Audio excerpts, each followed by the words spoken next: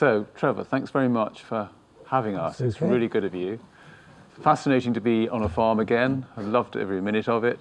Tell us about your experience, how it started and what went wrong and what it felt like.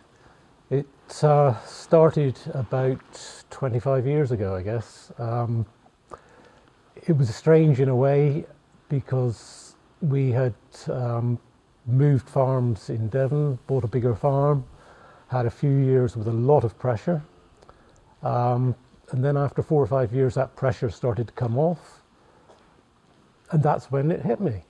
Although with hindsight, I think I had struggled before, but not really realized what was happening. So it hit me quite hard. I'd go out to work in the morning for 2 or 3 hours, do the milking, and then basically not be able to motivate myself to do anything else for the rest of the day. I'd just sit around, not say a great deal, which was hard for my wife and family.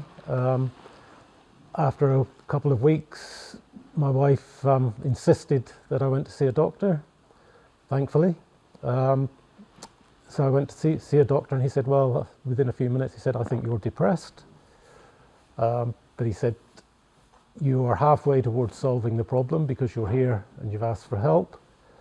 And he put me on medication, and I have been on that medication virtually all the time ever since. I come off a couple of times for short periods, but found that I needed the medication even at a relatively low dose.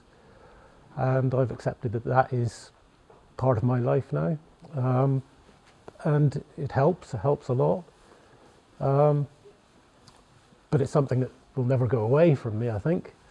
I still have bad days, bad weeks, and a couple of times I've had a few, more than a bad week, a couple of bad months.